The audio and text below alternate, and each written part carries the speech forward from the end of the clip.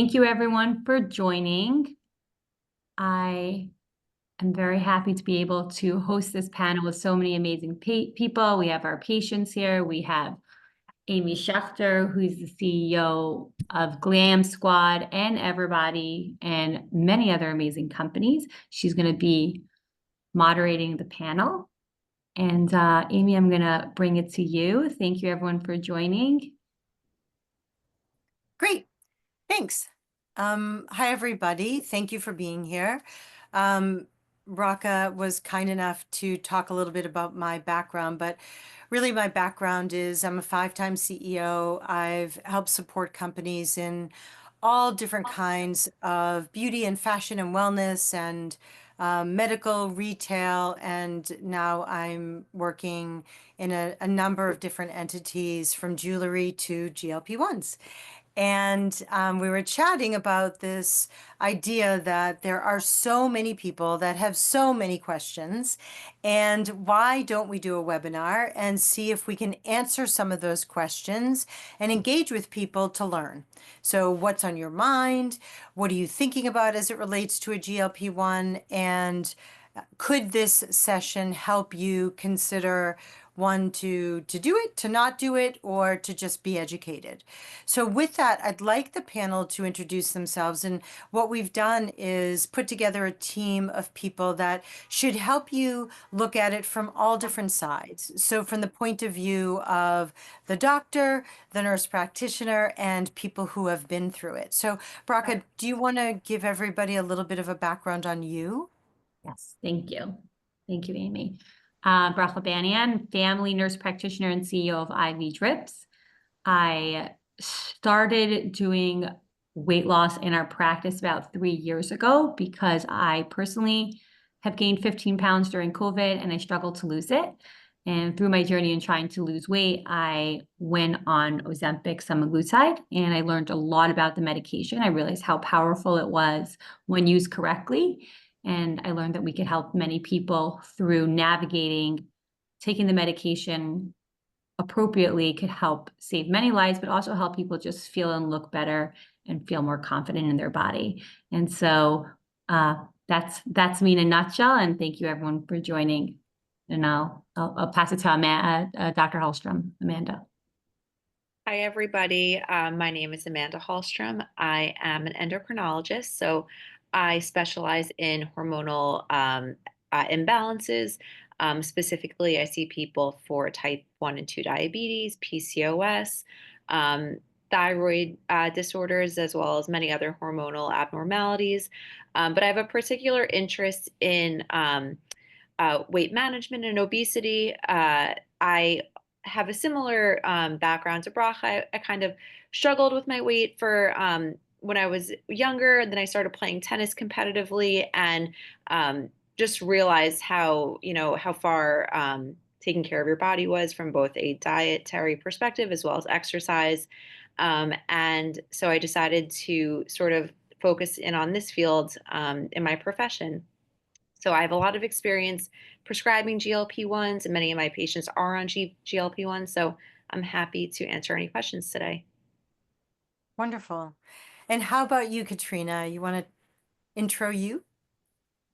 Hi, yes, I am Katrina Walzak-Reuter. I am just from Chicago. I'm in sales and healthcare staffing and recruitment, and I am a GLP-1 user, very thankfully. So just like Braca and Amanda, I kind of got to a point in my life where I said, you know what, I'm going to take back control of this, and had my hesitations at first, but it's been an absolutely beautiful and wonderful journey and educating myself in the realms of all the things again, as well as, obviously just getting back to it and taking care of myself and getting back to being confident. So I'm happy to be here today and I'm happy to share, obviously, any of my personal experiences. And I'm looking forward to learning a bit. Great. Amazing. And you, Rachel? I'm Rachel Ashtroy. I am a business owner. I have a clothing store. I also have a social media platform. I'm a voice for Israel.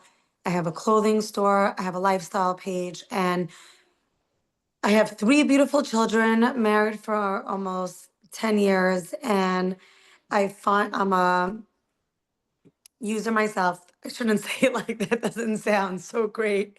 Um, and I just found juggling all the balls of life, looking good, feeling great, hard.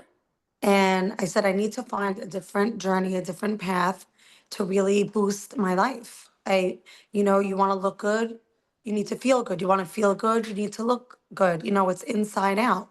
And on this journey now, almost a year. I started in March and I've never been happier.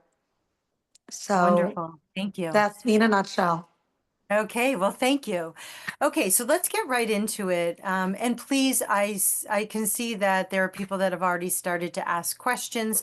Please feel free to ask questions. The goal is to answer them. And anonymous attendee, we will get to that question, but just in a minute, because we're going to first introduce what GLP-1s are. And so we're going to turn it over to you, Dr. Hallstrom, and explain what a GLP-1 is and how it works.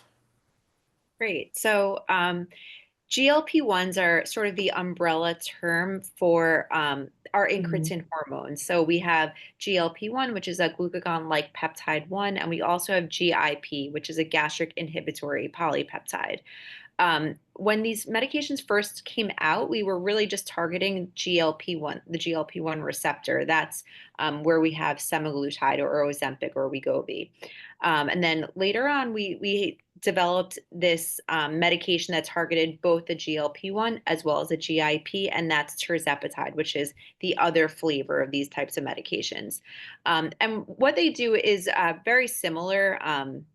One just does it a little bit better. But what they do is they target the gut. So they basically slow gastric emptying. They slow the digestive process, which signals to your brain and to you that you're not hungry. It decreases your appetite. It increases satiety. So it increases that sensation of fullness. So you notice that you'll be eating a lot less to get to that feeling of being full. So that's the main mechanism of how it works to help with weight. And then, of course, we use these medications also to treat type 2 diabetes. And their effect is to lower blood sugar through regulating both insulin, which is a hormone, as well as glucagon. Wonderful. Braca, can you tell us how how your company uses GLP-1s in your practice? And, a lot of people have questions of which medication is right for me. How do you know which medication is right? Do you test it? Is there a formula? How do you figure it out? Sure. Great question. Thank you. We use GLP-1s as a tool to help patients develop new habits. So we don't use it as we don't use it as you're going on this medication and just fully rely on the medication. We use it as a tool to help you develop new skills and new brain pathways to have new healthy habits, to have you have sustainable weight loss. We also use it as a way for people to start listening to their body instead of silencing it, where we go slower on the doses as we increase them, for them to start listening to what their body's telling them versus decreasing any appetite of ever being hungry so that their body is silent. So we use it as a tool. When we talk to a patient, we learn about their goals, what they're looking for, what their medical history is, and what their real struggles are. Is it, binge eating? Is it menopausal weight gain? Is it, I've been struggling with weight my entire life? And so based on their history and what they're struggling with, we're able to, it's art and science together, make an assessment about which medication would be better for them. So it really depends on their medical history, their goals, and really why they gained weight and what they're looking to fix. And sometimes there's like a lot of hormonal changes that happen. And so certain medications work better with the hormones. Thank you. Quick question, Rachel. When you started using the GLP-1, that was about a year ago, you said, almost a year ago. What has your experience been like? And you've been on it a year, and a lot of people are just starting out. What is that journey like? So I have to say a couple of things. I had spoken to Bracha about it, a couple of months before that. And it's really a commitment. It's a lifestyle change. People think it's like this. Bracha and I were talking about it. It's not just like a magic potion. You take it and you're going to get skinny. Everybody thinks it's like the skinny pill. Everyone thinks it's like count to 10 and like, oh, she's on Ozempic. She lost weight. Not the case at all. You have to be committed. So there are different steps that you have to take to see what's right for you. In the beginning, Bracha had put me on a different dose of semaglutide, and I was nauseous for a little bit. It went away right away, and I wasn't losing weight. And then Bracha changed it up a little bit to a different medication, and I started shedding the pounds. So let me put it like this. I started in March. I would say in June, I didn't see any results. And then from June to August, people were coming up to me. What are you doing? Oh my God. And it was such a great feeling. I see Katrina's like smiling, like she understands the feeling. And the commitment that I also made was listening to what Bracha was telling me. There are certain things you need to do. You need to weight train, you need to exercise. I haven't like tackled those yet because that's not like who I am. But now that I'm starting to see results, I know it's something that I have to do. Drinking the water, doing the exercise, staying away from sugar. So that's what I'm trying to say. When people think it's like this magic potion that's just going to make you lose the weight, if you don't do the work, you're not going to see the results. Yeah. The Thank you journey for was that. really, I want to just add in, many people have the medicine administered through a doctor and they just write them a script and they're not really having a one-on-one with someone who's guiding you through the journey. With IV drips, I have to tell you, Bracha checks in with you every single week. Like part of the reason I told you I'm busy, I work, I have a store of 3 kids, I'm married almost 10 years. She cares about me and me seeing results more than I do. So she calls me and she's like, Rachel, we need to jump on a call. Tell me what's going on. Let's increase. We need to do this. You need to stop eating sugar. She's like a coach. It's like Rocky Balboa with the coach. It's like a good boxing match. Yeah. And when people Yes. ask me, because I talk about it on Instagram and I share it in my store because I'm a really authentic person. Like I'm not going to sit here and tell you I started exercising because I don't. But if you want to see quicker results and you want to do it the right way, if you follow the regimen, the work will pay off. So I'm losing weights a little slower now, only because I'm not following through everything I should. And if I would, I know I would be losing more weight. But the Terrific. journey has So been Dr. amazing. Hallstrom, I'm curious because a lot of people are asking, how do I know if I'm a candidate? How do I know if it's right for me? How do I know if I'm on the correct medicine? What are the answers to those questions? Yeah, those are good questions.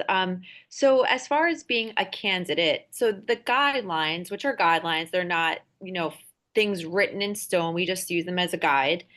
Say that if you have a BMI of 27 or above, with a comorbidity, and a comorbidity can be really any side effect from being overweight, high blood pressure, high cholesterol, heart disease, diabetes, um, obstructive sleep apnea. I mean, there's a long list. Or if you have a BMI of 30 or above without any comorbidities, then technically you qualify to take these medications. However, it's sort of a gray area because BMI is not the best measure of someone's overall health. BMI is a number that tells you your weight to height. That's really all it is. And weight can be muscle weight, it could be body fat. So someone who's, 100% muscle, no body fat, could have a high BMI, but they're in perfect health. So it's not the best measure, but that's what the guidelines state. With that said, I have had patients who don't meet that BMI criteria because I feel like they are at risk for all of these comorbidities because they have family history, or maybe they've gained a lot of weight in a short period of time. So there are other ways that you can qualify for it. Insurance coverage is a different, you know, situation, but I would say that a lot of people qualify for it, even if they don't meet those guidelines. Gotcha. Thank you. And Katrina, tell us a little bit about why you went on it and what you've experienced. Oh, what I've experienced. This is a loaded one, and it's a good one. I made the executive decision to explore GLP when one evening I was upstairs with my aunt, and I took my blood pressure just for funs and giggles, and I was 141 over 109. And I was like, ooh, we're not doing this anymore. That scared me. It was a good little wake up call. I knew probably about a week prior, we as women, I'm sure everybody in the room, even if I can't see your faces, you may be able to relate here a little bit. I almost felt like I moved into like a new category. I could feel it on my body. I was like, ooh, I've gotten another 2 or 3 pounds on, right? And I could just feel that in my body. That evening we had actually went out to dinner, and you know those Mexican Cokes, the ones that come in the bottle that are the raw sugar, I was able to take down 3 of them. And I was like, oh, that's really different. I really don't like that, right? Like I've never been able to do that in my life, and I don't know why that's happening. We're not comfortable with that. So there were some things that really just kind of woke me up a little bit. I made the decision to kind of look into, okay, like if I were to do something like this, what would the journey be? Just like Rachel was kind of talking about, like I didn't want to just rely on a medication. I knew that it was going to be a full lifestyle change, and I didn't really understand that until I talked to Braca and her team, which was very eye-opening. And I have had the most fun committing to all of it. I started GLP-1. My first dose was on December 29th of 2024. I am 6 weeks and 3 days in, and I started at 168. I am today 144. That is Wow. 2 days massive, right? That is 2 days of strength training a week, 10,000 steps a day, at least, a half hour cardio, and then a full complete overload on my diet regimen. So I've really tried to just stick to, obviously intaking the right amount of protein, 90 ounces of water a day, like doing the things and staying fully committed. And I've had wonderful results thus far. So Yeah, amazing. Thank you. You're So, like inspiring me now.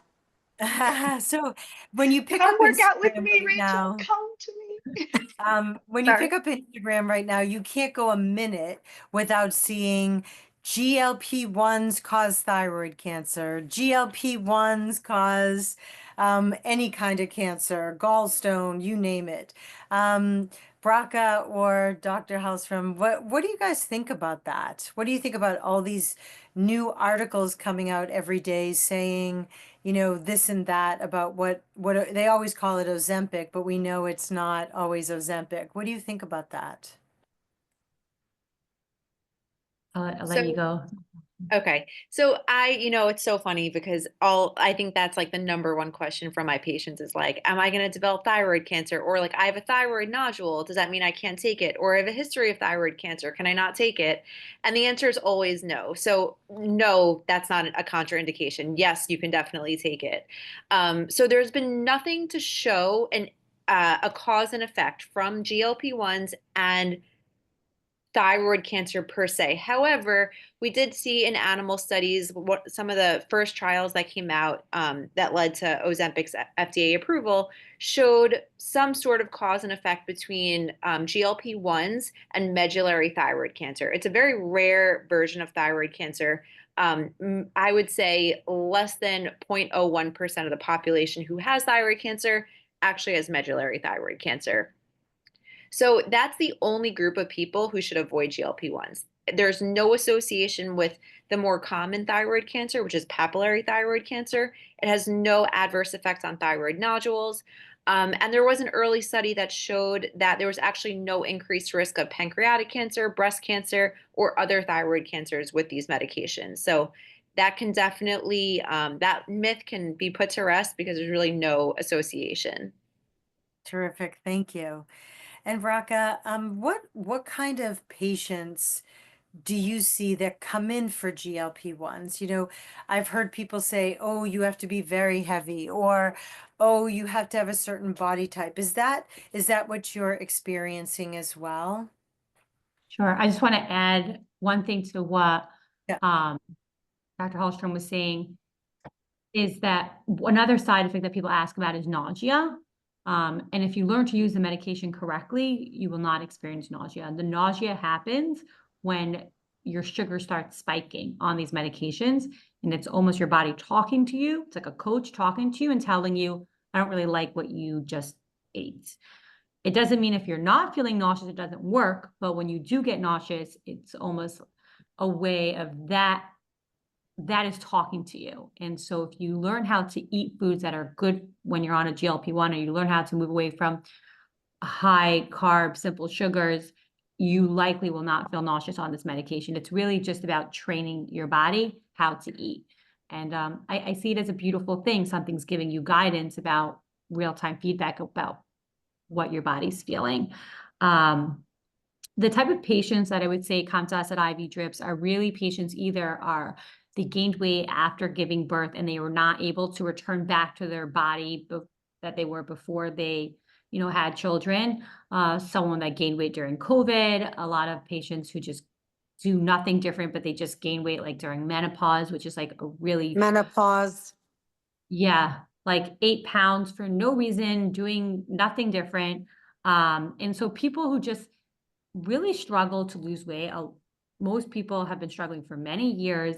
They are doing everything and they're just frustrated. They're like, I just actually I don't feel good about my body. Sometimes it's medical conditions, but sometimes it's there's not like the blood pressure is high, but I just don't feel good about my body. A lot of females say, I don't feel comfortable looking at myself in the mirror. I don't feel comfortable looking at my body. I don't like how I look in pictures. I avoid pictures. I mean, some people don't even, they'll send me a before picture. They're like, I don't really have a lot of before pictures because I actually don't like how I look. And it's how they feel. And I think I hear it so often. Patients are just like, I'm so frustrated. I can't lose weight. I wish I could do it naturally, but I'm still here years later and I can't.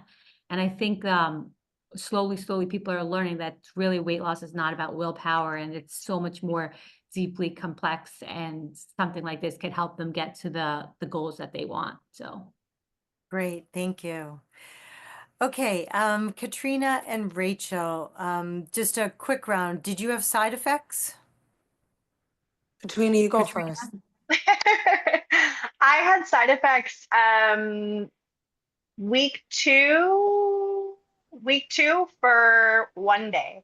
And it was because I switched my injection site. So I listened, right, to everybody saying, hey, don't always go to the same injection site. So my first injection site was in my stomach. I did the other side of my stomach. I learned real quick, okay, we don't like that side of the stomach. It's been the arm since, both arms, and I've been fine. Interesting. I also am 100%, I will say to Braca, like I hear what she's saying about the high carbs and the sugar. I really did everything I could to refine my diet before I made a decision to start GLP-1s. And when I went on them, sometimes you have the sweet tooth. Sometimes you have okay, like I want the extra potatoes or I want the rice, right? And my body immediately tells me, okay, wait, not too much, right? And so just listening to that, right, is a big thing. I've only had 2 bouts of nausea in total in my entire 6 weeks and 3 days on. One was from, again, injection, and the other one was from a food intake. So, And you, Rachel? So interestingly, I had no side effects, no nausea, not feeling tired, no fatigue. My like craving for sugar didn't go away at first. So you need to like listen to your body. And again, I want to just like clarify this. I know I took a look at like who's on the webinar. You have a lot of women. There are also so many men that I speak to that want to really start the journey. And I have to say that not having the side effects is such an important thing to talk about also, because I want people to know it's not the same for everybody. It's like no two pregnancies are the same, no two journeys are the same. And you have to also, like, when people are telling you, oh my God, are you sure you want to start the journey? Like, you're going to be super sick. I had no side effects. Like what Katrina was saying, she had one day. I had the first day I did the injection. I remember it was on a Friday. I was maybe nauseous for like an hour and then it went away. So, for all those people asking, am I a candidate? What's my weight that I have to be? Am I going to be nauseous? What's the side effects? You need to really speak to somebody that really, really is knowledgeable, like a doctor or like Bracha, and only speak to them. I always say there's a few things you do not discuss with people: your children, your business, and your spouses. You go direct to the source. So if you're going to ask 100 people their experiences, you're going to get 100 different answers, and it just like might steer you away. And for somebody like what Bracha was saying was so point, like right on, the willpower. Losing weight sometimes has nothing to do with willpower. So you could really, like, I know this is not like part of the question, but it made me think about it.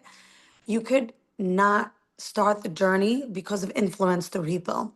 So do not get influenced from the negative. Speak to somebody like Bracha, speak to a doctor, and see if you're a candidate from the inside out. Terrific. Thank you. Okay, so I know a lot of people are talking about this. Dr. Hellstrom, I'm curious. I've heard people say, oh, you can't start it because once you start it, you're going to be on it for the rest of your life. If you start it, you can never go off because you're going to gain 100 pounds if you go off of it. You can't start it because it's addictive. Can you demystify this for us? I love Yes. this question. So first of all, definitely not addictive. There's no, center in the brain which is telling you to keep taking it. It's actually sort of toning down some of the reward centers in the brain, which are telling you not to eat. You're not hungry. So the cravings go down from it. So it's like almost the opposite of something that's addictive. As far as coming off of it, I have had patients come off of it successfully. And these are patients who made a decision to change their lifestyle. When they started it, they didn't just start the medication. It was like they changed everything. They changed their dietary habits. They increased their exercise. They got on a good exercise regimen. They met with a nutritionist. They tracked their food intake. They tracked their protein intake. It was really so much more than starting the medication. And it was just a lifestyle change that they continued when they came off of it. Everyone will gain a couple pounds here or there back just because you're eating a little bit differently when you're off the medication, but that doesn't mean you're going to gain 100 pounds back, and everyone's experience is different. Some people gain 2 pounds back, some people gain 10 pounds back. It really just depends on how committed you are to the lifestyle change. It is generally indicated as a lifelong medication, but that does not mean at all that you have to be on it for the rest of your life. I've heard people say, Baraka, that one of the ways not to stay on it a lifetime is to microdose it, and people are microdosing it. What does that mean exactly? Sure. Great question.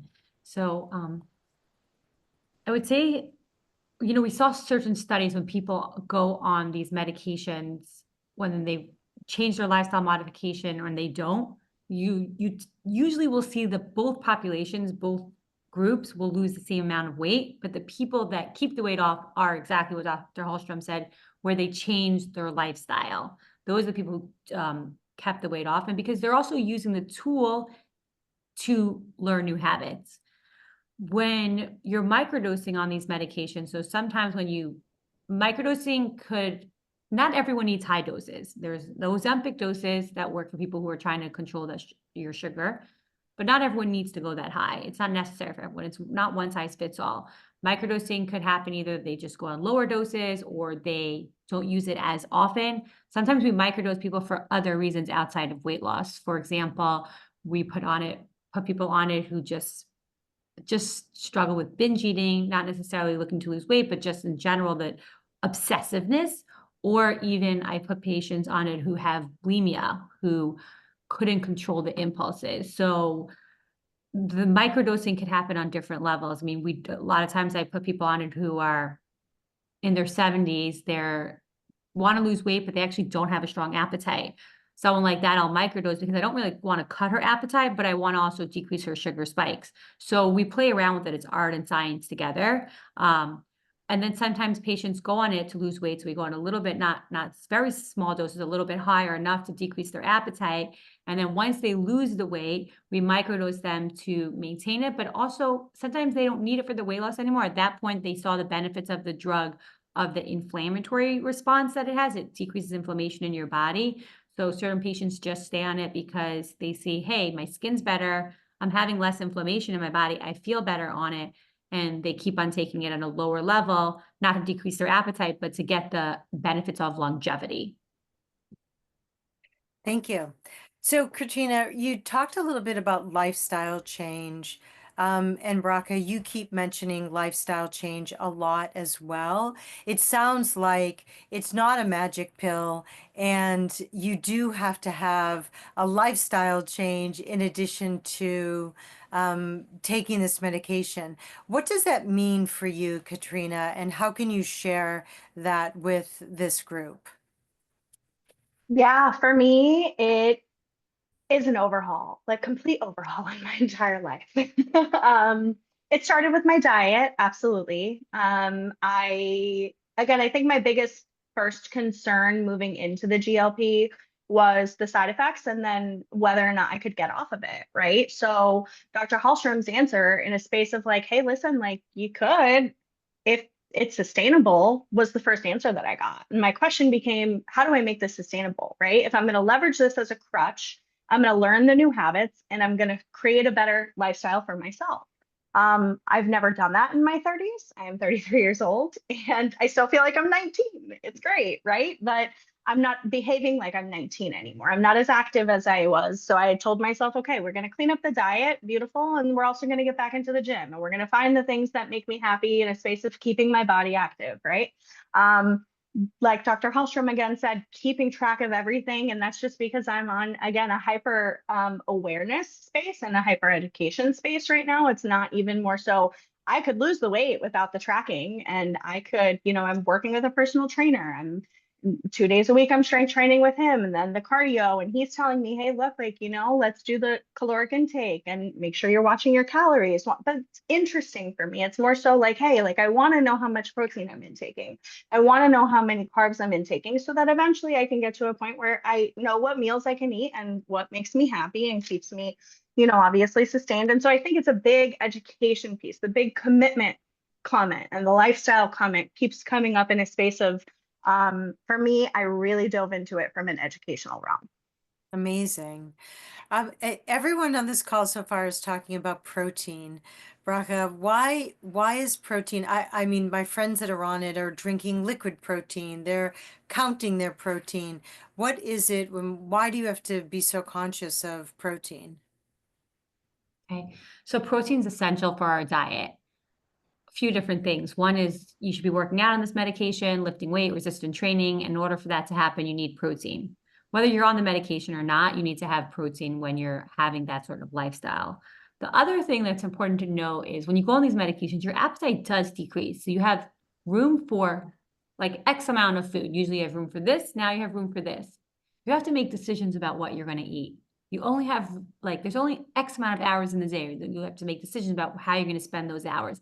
Same thing happens when your appetite decreases. You need to make those choices. And the choices that you need to make have to be high in protein, high in fiber, because those are the things that are going to decrease your sugar spikes when you pair it up with carbs, and they're going to help you keep full for longer. So when you have less room to eat less food, you have to make decisions to eat foods that are going to fulfill you.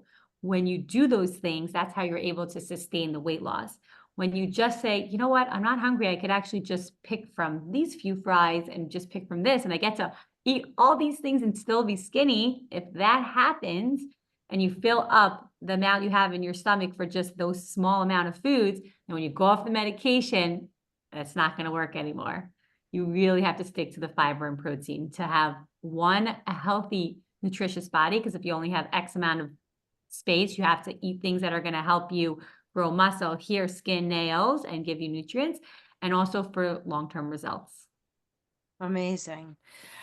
Rachel, how has this weight loss journey supported you and helped you? So, great question. And I wanted to answer that before. So, everybody has this, like, I would see either wake up call or like epiphany. I'm not happy. I always say it comes like from an emotional part, right? We look in the mirror, and even though it's a physical aspect, going back to what I said before, it's the inside out and the outside in. I really didn't like how I looked. I was menopause and I didn't know. So the first time Bracha reached out to me and said, Rachel, what do you think about starting the journey? And I was like, she asked me first, are you done having kids? And I said, no, I still want to have another baby. And then slowly I realized I was menopause. And Katrina, you're a little too young for this. I went into early menopause. I'm a gene carrier, and one of the symptoms is early menopause. I'm only 44, and I'm already menopause for 2 years. And I would say in the past 2, 3 years is when I really started to put on that thicker, heavy weight. Like it wasn't like 1 or 2 pounds, it was like 3, 4 pounds. And I work in a clothing store, right? So it's like, let's say a banker, right? They wear these beautiful suits and they have to have this like certain powerful feeling. A suit empowers you. When you work in a clothing store, to feel lumpy and schlubby, that's like always the word I use. It doesn't feel great to sell someone else a dress. And I would see the difference in my performance in the store. And that's when I started listening to the inner Rachel. I need to get back to me. And this is what I always say. You need to have a conversation with yourself. Don't ask your friend if starting, you know, the journey is right for me. You have to consult with a professional. I called Bracha and I said, I think I'm really ready. I'm menopause and the weight is just coming on and not going off. And that's how it really started. And it made me feel great because I made the decision, I made the commitment. But, I'm so happy that we're actually doing this panel because now I'm listening to somebody. Oh, my light just died. Sorry. Listening to like Katrina and how she's so motivated and she's really listening to herself and the intake and becoming like really worldly and knowledgeable makes me stop and say, you know what? This is important. Like, I have to start taking the other kind of steps because no, it's not a magic pill. And maybe I have to start doing those things. I'm like a foodie. I munch at night. I have to, like we all have those things. So, anyone that's considering, starting the journey, they have to really be committed. You I don't want to overwhelm anybody, but like there are certain steps that you have to take. And it's 1 week, 2 weeks, 3 weeks. I'm not saying anything to, scare anybody away. It's on the opposite. Come in with the right frame of mind. I want to make the commitment.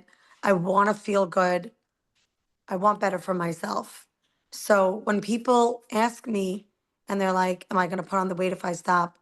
You know what? Bracha has walked me through that because all those questions that everybody has right now, we've all had those questions. I'm sure Katrina has those questions. It's a day by day, week by week. Be positive. Bracha walked me through it. She said, if you ever want to go off of it for whatever reason it is, we'll slow down your dosages. There's an answer to every question. So that's how I started, and I'm really thrilled. We can't hear you. Uh, You're muted. Oh, thank you. Thank you. Dr. Hellstrom, a quick question for you. As I hear everybody talk about this, I can't help but think about what is the future of GLP-1s? How do you see this being incorporated into our world? Is there any research going on right now? Is it helpful in other areas? People are using it for weight loss, but are there other things that we're learning about this drug? Yeah, I feel like every day there are more and more indications, more research coming out. The most recent thing that has come out is that there is now an indication for GLP-1s in patients with obstructive sleep apnea. So, without any other weight issues or other comorbidities, it's now being covered by insurance for sleep apnea. And What, that can I definitely. interrupt you? Why is that? That's so interesting. That's a good question. I would imagine it's because of the weight loss that you get with the GLP-1 that's decreasing the Wow. like the soft tissue in the palate and in like the in the neck, which is improving obstructive sleep apnea. But as far as like the science beyond that, I'm not even sure if we know. But we are seeing improvements in sleep apnea, decreasing CPAP settings, coming off of CPAP. CPAP is the machine that helps with sleep apnea. It prevents um, apneic events, basically stopping breathing through the night. Um, there are also studies that have shown that it improves cardiovascular health. So, again, people without obesity, without type 2 diabetes, these medications are being approved in the context of someone with cardiovascular disease, history of heart attacks, stents, stent placement. And there are studies now going on showing, or, it's showing some promise in the context of chronic kidney disease and improving kidney function. So there's definitely a lot of research coming out. There's also an oral GLP-1 that's currently being studied that's separate from the one of our older oral GLP-1s known as Ribelsis. So a Wow. lot of research coming out. Amazing. Seems like it is a little bit of a miracle drug. Um, Braca, so one of the things that we talked a little bit about was side effects, but also, is there anything else we should know about as we consider a GLP-1? Of course, there's the side effects, but is there anything else we should be thinking about as we think about considering it? Do we have to think about family history? Do we have to think about heart disease or high blood pressure? What do you look for to determine if someone is a good candidate? So, of course, if someone has any sort of cardiac history, family history, they're not necessarily there, but they're the prediction of the way they're living their life. A lot of times we'll put people on a glucose monitor and we'll see maybe their hemoglobin A1C, which shows if they're diabetic or not, isn't diabetes yet, but we could actually see on a glucose monitor with some simple blood tests if someone's going to become diabetic in the next couple of years, which is very cool. So at that point, we, hey, why should we wait so many years? By the time you have diabetes or have high blood sugar, so many different things had to break down in your body for your body to give up in that area. And so the fact that you allow your body to get there, that's a problem. So let's fix it while we're still okay, when your body's just sending little signals saying, hey, it's too much sugar. I'm starting to store it in my fat. That's what happens, right? We store it in our fat, our adipose tissue, or our liver. So those are things that we look out for. But people could use these drugs not only for weight loss. I consider it a brain drug as much as I consider it a gut drug, meaning it helps people lose weight and it slows down your GI tract and makes you feel full for longer. But it does a lot of things in our brain that help us. So people who are suffering with like alcohol addiction or just impulsive behaviors. That's what we said about binge eating. This drug, what it does is it delays instant gratification. And I believe that we're going to see more and more studies come out. Aside from the cardiovascular stuff, we're going to see more and more studies coming out about using these drugs for addiction for multiple different things, whether it's smoking, alcohol, binge eating. We see it for sugar addiction, but what other addictions are we going to start seeing it? And because it delays that instant gratification that happens in our brain, it splits what I think logically, what I feel emotionally, it splits those decisions. So it allows people to make different decisions when dosed correctly, which is basically a brain drug. And that's really cool because then you could use that to develop new skills to make new habits. So that's like how we use it at IV Wow. Drips as a more of a brain drug. And I'm fascinated by it. It's really cool. That's amazing. How important, I think, Katrina and Rachel, you've both talked about lifestyle change, how you definitely have to commit to a lifestyle change. Katrina, how important is like a support system or I don't know whether it's nutritional support or, physical support or what you should eat every day. How important is that when you're taking this medication? I wouldn't say that it's like a game changer, but it is something that keeps me going on a weekly basis. So it's a game changer for me specifically. I see a dietitian once a week, covered by my Mm. insurance, which is great. So she was the one who really helped me obviously understand like, hey, listen, how do I tweak this for this? How do I tweak this for this? Right. Again, it was just so important for me to try to understand how to do those things instead of just relying on the internet or Mm. my NP, Alyssa, who works for IV Drips, has been nothing but helpful in spaces of support of anytime, again, just like Rachel said, Braca picks up the phone and calls her, right? Like that's important for me, checking in, constantly checking in. My friends, my family, right?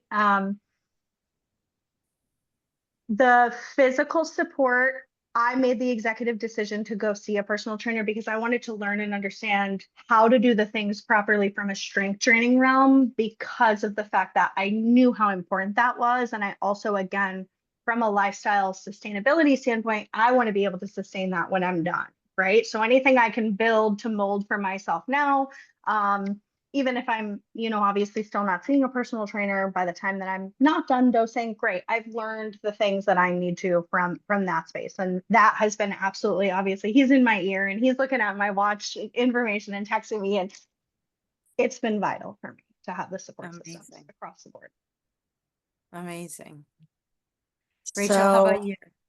so because I'm a very like, authentic person, my journey right now is very different than Katrina's. But what I love that she's saying and what I really like value about Bracha is your body is maintenance. Your body, the intake is so important. It's like you get this beautiful orchid plant, and if you don't water it and you don't give it sunlight, it's going to die. And you're like, 1 minute, I bought this plant. It's supposed to be an orchid, it's expensive. Like, why doesn't it not look as beautiful as it was when I bought it? It's because you're not giving it the support that it needs. So it's the same thing with GLP-1. If you do not take the proper steps, the water, the protein, drinking the water, and these are the things that Bracha told me from the beginning. So in the beginning, I lost the weight, and Bracha keeps telling me, Rachel, if you don't start eating right, exercising, lifting weights, and cutting out the sugar, you're not going to see the same rapid results. And it's such an important thing. And that's why I keep stressing it because you can't look at somebody and say, oh my God, she lost so much weight. You are not her and she's not you. The same thing with Katrina and I. Katrina's losing the weight so fast because she's taking the proper steps and she's really committed. I'm committed to injecting, but I need to be committed to everything else. So if you decide to sign up and say, I'm going to do this, you need to be the voice inside because the only one who's going to help you lose the weight is you. So you need to be committed to say, I'm going to get the trainer, I'm going to go to a nutritionist, I'm going to drink the water. If you commit properly, I guarantee you, this is not a sales pitch because I'm really honest. Even like I was looking at the questions before and I called up Bracha, I said, I'm honest. Bracha, I'm not going to say I exercise because I don't. Because I know there are people listening out there that are like, wait, I have such a hard time exercising. I want them to know that's me. And then there are people like motivated like Katrina that are motivated. So I'm listening to Katrina and I'm like, wait, you know what? I want to be one of that living proof that I could lose the weight faster now if I start exercising. Maybe tomorrow morning I'm gonna wake up. And then you know what? In 6 weeks from now, I'm gonna lose 6 more pounds because you know why? In the past 6, 8 weeks, I called Bracha and I said, I haven't lost any weight. She's like, Rachel, This is why it's so important to have somebody like Bracha administering the medicine, because you have a friend, you have a professional, and you have somebody cares about you and wants you to see the results. Terrific. But I Thank will you. say too, you have to be ready, right? Just like Rachel said, like I was in a 100%. space where I was not ready for years, and it was like a wake-up call.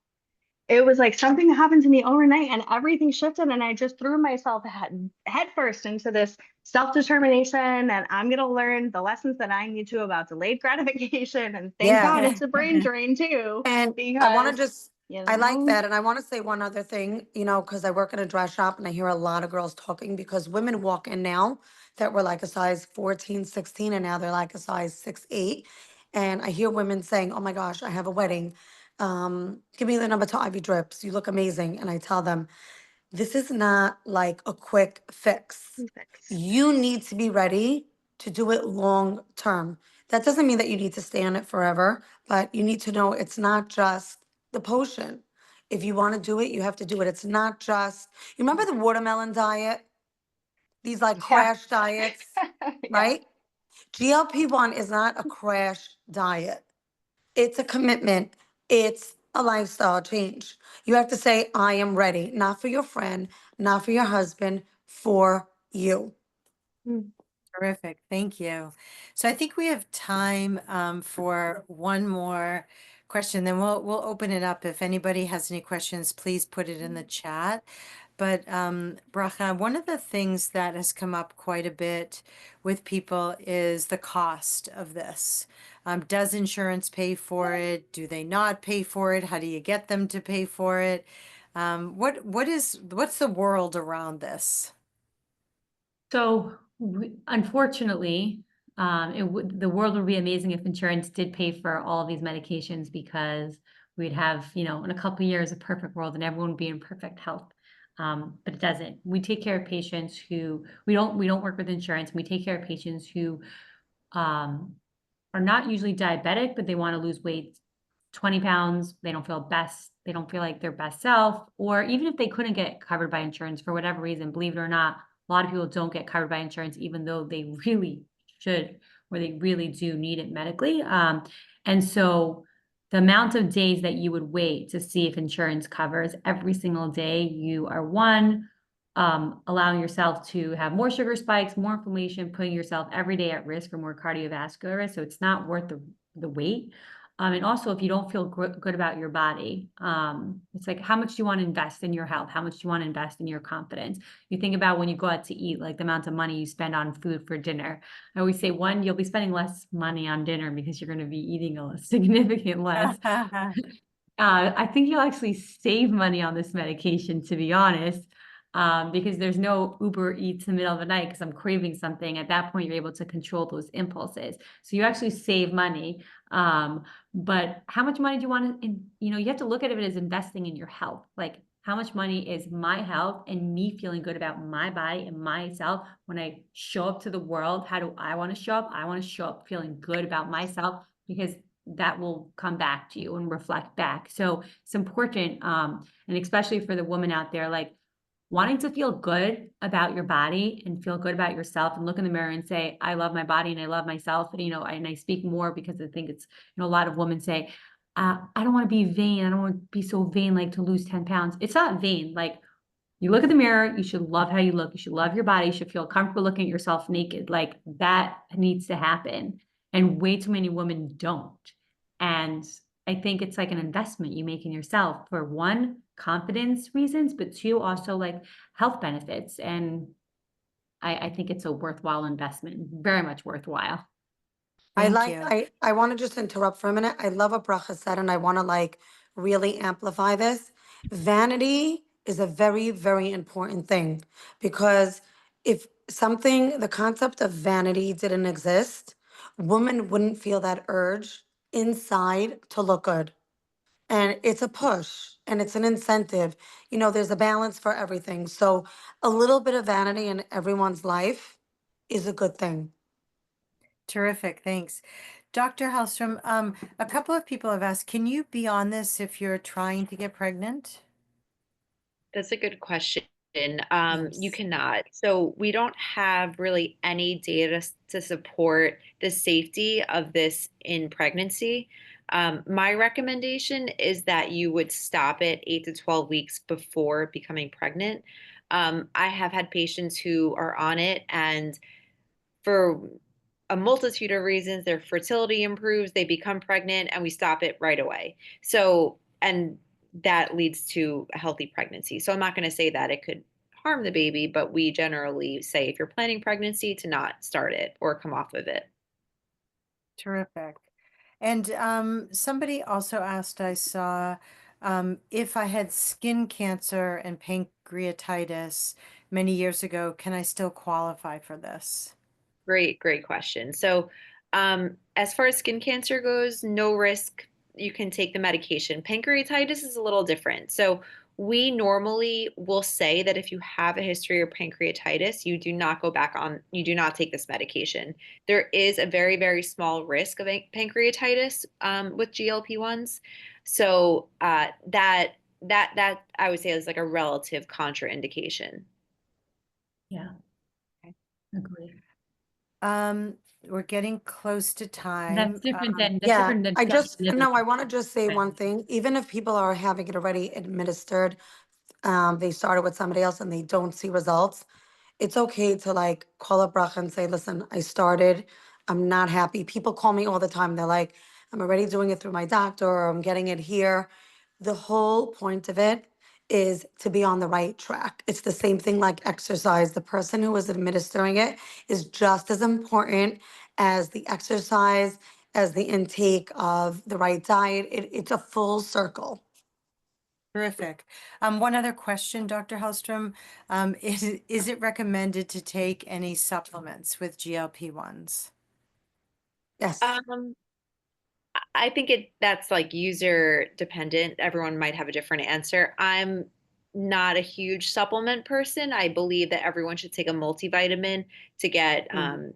adequate vitamin D, calcium. A lot of people on it are women. A lot of those women are postmenopausal. So for bone health, it's good to be on vitamin D and calcium. As you lose weight, your bone density decreases. So that's really what I tell people. The protein is huge.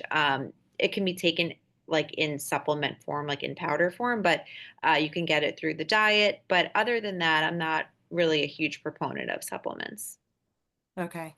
And somebody asked if they have a history of gallstones. Can they be on Ozempic?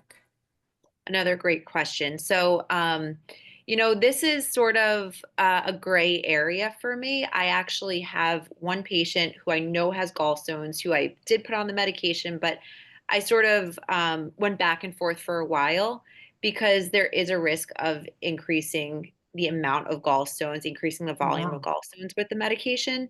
But I felt like with her, the benefits of the medication outweighed the risk. She knew the risk. I explained that to her, and we decided together that it was a good idea to start the medication. With that said, there is a possibility she'll need to have her gallbladder removed, but it's not an absolute contraindication. Yeah. Gotcha. And then someone else asked if the nausea is very bad, do you ever prescribe something for it, or how do you deal with it? How do you have your patients deal with the nausea? So I'll prescribe Zofran, which is an antiemetic. It's an anti-nausea medication. It's very safe when used appropriately. I'll prescribe that as needed for patients, and that usually, for the most part, fixes the nausea. Yeah. Yeah. And also I Terrific. say adjust your diet, adjust your diet. If you're feeling nauseous on it all the time, look into what your dose is. Is it too high? Are you able to eat enough food? And then also what are you eating? Like take a The diary and sugar. understand. Bracha, is there like, should you expect a certain amount of weight loss over a certain amount of time? Like, is there any standard? Okay, so according to like the FDA, between Ozempic and tirzepatide, I think it's about 10 to 15% of body fat, but everyone's different in terms of how quickly they'll lose weight. Obviously, if you have more to lose, you'll lose weight faster. But everyone's different. I mean, some people do really well in semaglutide, some people don't. Some people do really well in tirzepatide, some people don't. And it really just depends so many different factors. But at average, I would say 10 to 15% of body fat. Gotcha. And I know somebody else asked if you can go on it for just a few months. Yeah, Is that's a that good question. You could, I mean, you could go on it for 1 month. It's completely safe. But if you're looking to lose weight and have sustainable weight loss, I mean, you're not really going to get anywhere for like a month or 6 weeks. It's not, it doesn't work like that. Again, like if you want an injection to just control your appetite and completely turn off your control center to ever feel hungry, of course you'll lose weight in a month or 2 months. Of course you'll lose weight. That's obvious if you're not going to eat anything. But when you go off of it, you're just going to gain it back. So you have to use this drug as a lifestyle. So when you use it as a quick fix, you'll get a quick fix. You'll get exactly that. So I mean, it's you're just not using the drug correctly. And when you hear all these stories, it's because people are not using the drug correctly. It's a beautiful drug. You just have to use it correctly. I mean, I feel like if you don't want to use it correctly, just don't go on it. Gotcha. Okay, we are at time. You guys were great. Thank you so much for taking everyone's question. Thank you so much for having us. Yeah, great job. And thanks to everybody for showing up today. Thank you. Have a wonderful night, and Bye. everyone should see success on it. Appreciate Thank you. you. Thank you. Bye. Good night. Bye.